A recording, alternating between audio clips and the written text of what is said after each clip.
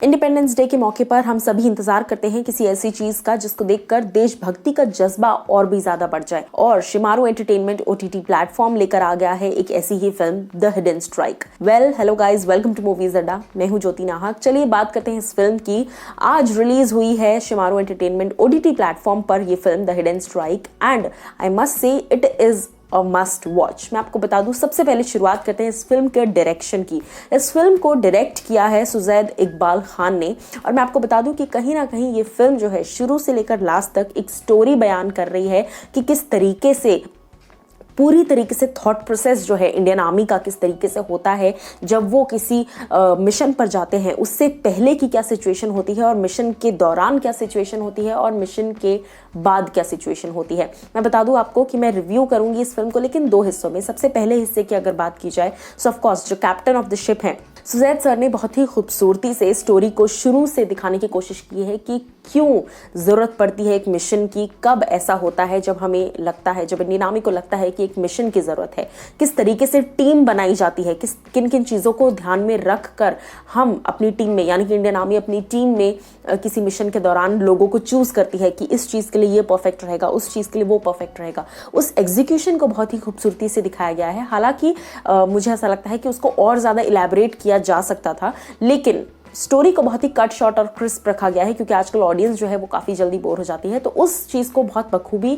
ध्यान में रख के स्टोरी को बहुत ही क्रिस्प, शॉर्ट एंड क्वर्क रखा गया है। मैं बता दूं आपको कि जिस तरीके से डायरेक्शन में एक बहुत ही खूबसूरती से स्टोरी को पिरोया गया है, स्टार्टिंग से लेकर लास्ट तक जिस तरह मैंने कहा कि 3 हिस्सों में स्टोरी दिखाई गई है कि किस तरीके से प्री प्लानिंग होती है, किस तरीके से एग्जीक्यूशन होता है और उसके बाद पोस्ट द एग्जीक्यूशन किस तरीके से जो मिशन है उसको जीतने के बाद हमारे जवान जो है वो किस तरीके से सेलिब्रेट करते हैं, किस तरीके से एक रेस्ट करते हैं जीतने के बाद। मैं आपको बता दूं इस फिल्म को प्रोड्यूस किया है विजय वालभानी ने एंड सोनू जैन ने। और प्रोडक्शन की अगर बात की जाए तो जी हाँ, जितना भी एक एस्टिमेटेड प्रोडक्शन होता है उसके अंदर इस फिल्म को बहुत ही ब्यूटीफुली दिखाया गया है। जी हाँ, क्योंकि सीन्स की अगर मैं बात करूँ, काफ़ी सारे बॉलीवुड की बड़ी बड़ी फिल्मों में भी इस तरह के सीन्स नहीं हैं जहाँ पूरी कास्ट को बहुत ही खूबसूरती से वादियों के बीच में दिखाया गया है एंड उसके साथ साथ जहाँ पर आपको एक डर भी लगा हुआ है कि आगे स्टोरी में क्या होने वाला है, किस तरीके से वॉर दिखाई जाएगी, उसके साथ साथ आप सीन्स को देखकर भी खुश हो जाएंगे। उसके अलावा मैं आपको बताना चाहूँगी कि फिल्म में ऑफकोर्स तमाम टैलेंटेड एक्टर्स नजर आने वाले हैं। दीपराज राणा से लेकर Mir Sarwar, Vedita Pratap and Jimmy Sharma of course. So ये जितने भी सुपरली टैलेंटेड एक्टर्स हैं, ये पूरी की पूरी टैलेंटेड टीम जो है इस फिल्म में एक साथ नजर आने वाली है, द हिडन स्ट्राइक। अब जिस तरह का नाम है इस फिल्म का, इसके नाम के साथ अगर जाएं तो द हिडन स्ट्राइक उसी तरह का ये पूरी फिल्म है। किस तरीके से एक मिशन आता है टीम के पास, इंडियन आर्मी के पास, और फिर टीम जो है वो जाती है। मैं आपको बता दूं 1 घंटे और 40 मिनट की ये जो फिल्म है, तकरीबन इस दौरान की ये फिल्म है।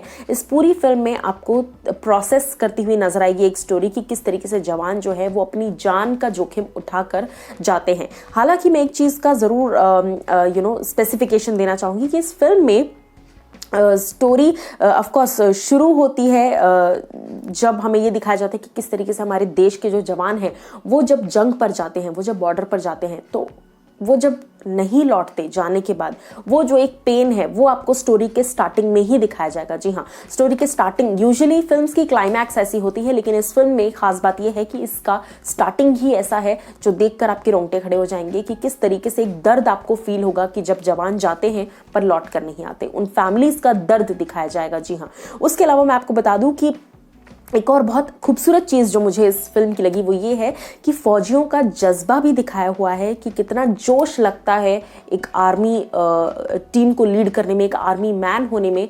उस जज्बे के साथ साथ ये भी दिखाया गया है कि फौजी किस तरीके से मौज मस्ती करते हैं, किस तरीके से हंसी मजाक करते हैं, किस तरीके से एक टीम स्पिरिट दिखाई गई है। जी हाँ, फौजियों को लेकर अक्सर ये कहा जाता है कि बहुत स्ट्रिक्ट होते हैं, हंसी मजाक नहीं करते, लेकिन जब आप ये फिल्म देखेंगे तो बीच बीच में कुछ ऐसे गाने हैं जिसको देखकर आपको ये रियलाइज होगा कि फौजी जो है बड़े अच्छे मिजाज के भी होते हैं और उन्हें पता है कि उन्हें अपने आप को किस तरीके से एंटरटेन करना है। सो एक बहुत ही फ्रेंडशिप वैल्यू, एक टीम वैल्यू भी बहुत अच्छी तरीके से दिखाई गई है गाने के जरिए।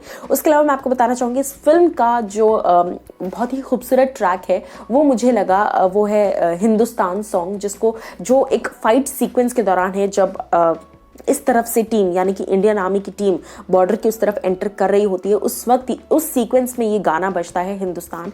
And this is the exact thing जो आपको एक इंडिपेंडेंस डे के मौके पर चाहिए होगा, और वो है ये गाना हिंदुस्तान थिंग, क्योंकि इसको सुनकर जेन्युइनली आपके रोंगटे खड़े हो जाएंगे। बहुत ही खूबसूरती से गाया और पिरोया गया है इस गाने को। उसके अलावा मैं बता दूं आपको कि एक और बहुत अच्छी चीज़ जो इस फिल्म में मुझे नोटिस आई वो ये है कि हमेशा आर्मी मैन को देखा जाता है कि ठीक है उसके देश के प्रति जिम्मेदारियां हैं, लेकिन इस फिल्म में एक पर्सनल इशू भी दिखाया गया है। जी हाँ, वो मैं स्पॉइल नहीं करूंगी, वो आप फिल्म देखेंगे तब आपको समझ में आएगा। लेकिन फिल्म में एक पर्सनल इशू दिखाया गया है कि किस तरीके से आर्मी मैन जो है, अगर वो बॉर्डर पर है, अगर वो जंग के मैदान पर है, उस वक्त भी अगर उसकी लाइफ में कोई पर्सनल प्रॉब्लम आई है तो वो उस चीज़ को किस तरीके से दरकिनार करके सिर्फ अपनी टीम का साथ देते हैं और सिर्फ टीममेटशिप निभाते हैं, लीडरशिप निभाते हैं और देश के प्रति उस जज्बे को निभाते हैं, ना कि उस पर्सनल प्रॉब्लम पर ध्यान देते हैं। लेकिन इसको दिखाया ज़रूर गया है क्योंकि लोगों को ये समझना ज़रूरी है कि जब हमारे जवान जो सैनिक हैं वो जब बॉर्डर पर होते हैं तो उनकी पर्सनल लाइफ में भी बहुत इश्यूज चल रहे होते हैं, लेकिन उसके बावजूद वो हर चीज़ से ऊपर रखते हैं सिर्फ और सिर्फ अपने देश को। उसके अलावा मैं आपको बता दूं कि इस फिल्म का जो क्लाइमैक्स है वो काफ़ी यूजुअली क्लाइमैक्स जो होता है वो थोड़े से दर्दनाक होते हैं या फिर थोड़े हैप्पी होते हैं, लेकिन इस फिल्म का जो क्लाइमैक्स है वो आपको प्राउड करवाएगा। जी हाँ, एक शॉट मैं रिवील नहीं करना चाहूँगी हालांकि चीज़ें, लेकिन एक शॉट फिल्म का ऐसा है जहाँ पर बहुत खूबसूरती से शहीद होते हुए मोमेंट को हनुमान चालीसा के साथ जोड़ा गया है, और वो मोमेंट आपको प्राउड फीलिंग भी देगा, आपको गूज़बम्स भी देगा और आपका दिल करेगा कि आप इंडियन आर्मी को सैल्यूट ज़रूर करें।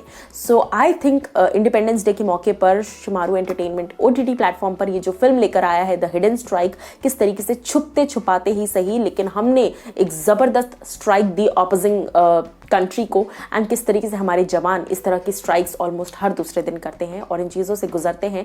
इस सारी चीज़ों का बहुत ही खूबसूरती से बखान किया गया है इस फिल्म द हिडन स्ट्राइक में। सो मैं अपनी तरफ से इस फिल्म को डेफिनेटली 3.5 स्टार्स देना चाहूँगी एंड मुझे ये फिल्म अच्छी लगी।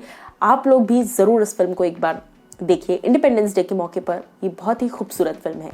दिस इज़ ज्योति नाहक साइनिंग ऑफ। आपको ये रिव्यू कैसा लगा ये भी मुझे कॉमेंट सेक्शन में ज़रूर बताइए।